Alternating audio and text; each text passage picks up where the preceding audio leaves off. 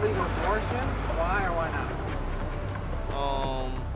I believe in abortion because if you're young, you could abort. If not, you could just have it. Right? Are you for abortion or are you against abortion, and why? I'm against abortion because you shouldn't kill, you know, someone that's helpless like that. It's still a baby inside you, and if you had a thought about that before and been responsible, you wouldn't have to worry about killing another human. It's still a human. The abortion doctors, I'm sure they care about the women. Why wouldn't they?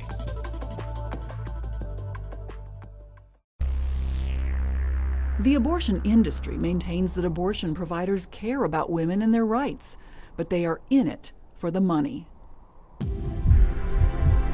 Coral Ridge Ministries presents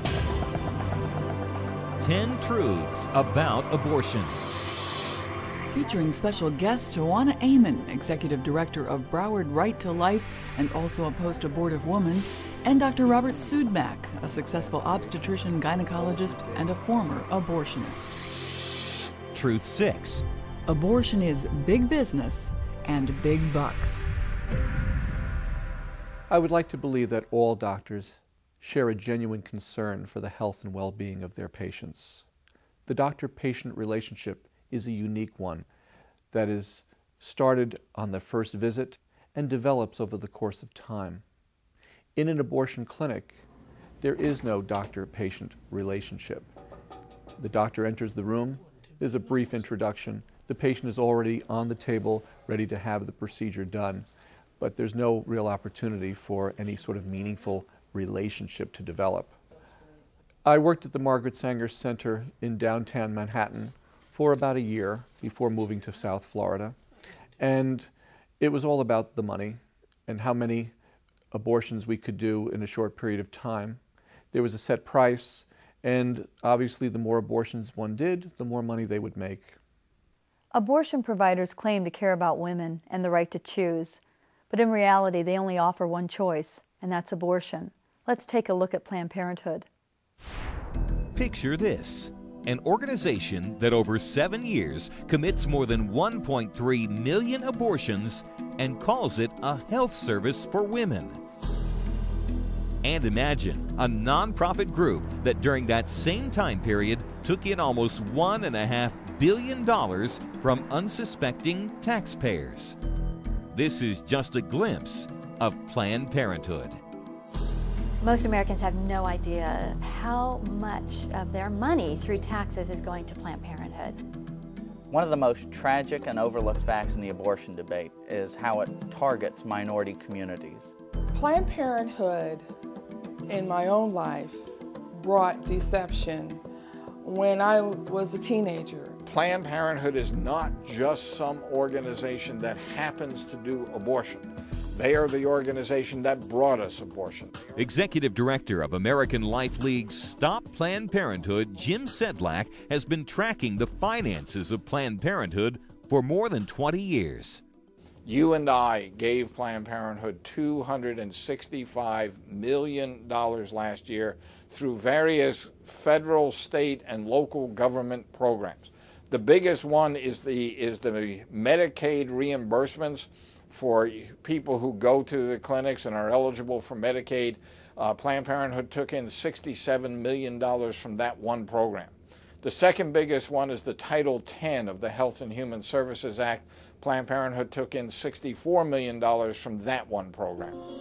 From 1997 to 2005, Planned Parenthood's own annual reports reveal netted profits in excess of $469 million. Planned Parenthood collected $2.07 billion from American taxpayers in government grants and contracts. Planned Parenthood is the largest abortionist in the United States. Last year they did 244,628 abortions in their own facilities. They charge an average of $400 for a first trimester abortion. If you do the math, they took in $104 million last year just doing abortions.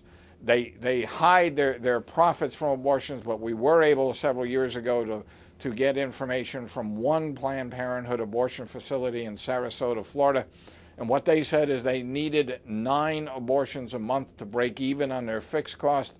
And after the ninth abortion, they made $160 profit on every abortion after that. So abortion is also a big money maker for Planned Parenthood. Life Decisions International President Douglas Scott has compiled a boycott list of corporations and foundations that support Planned Parenthood. Planned Parenthood doesn't get actual federal funding for abortion itself, but if you think about it, Planned Parenthood is getting money and it's all a matter of bookkeeping. So if I give Planned Parenthood $100 and say this is not to be used for abortion, they can now use the $100 that somebody did not earmark for abortion that's been released to use for abortion. New research shows that Planned Parenthood's agenda is deadlier than ever. Planned Parenthood's abortion business makes it the 3rd leading cause of death in the United States. This is more deadly than leukemia, brain cancer, skin cancer, diabetes, car accidents, Alzheimer's, and HIV/AIDS combined. Although Planned Parenthood claims to be an advocate for women's health, author Sam Kastenschmidt says there's glaring evidence that proves otherwise. So often you'll hear Planned Parenthood say that they're interested in women's rights, but it is Planned Parenthood that ignores the mounting evidence that links abortion with breast cancer.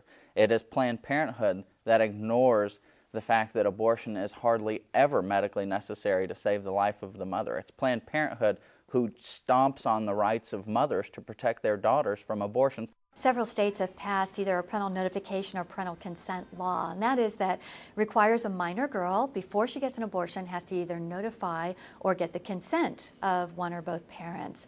And this is just a logical extension of what is done in the medical profession in every other circumstance. But in 1/3 of the states of the nation, a girl under the age of 18 can get an abortion without her parents' knowledge.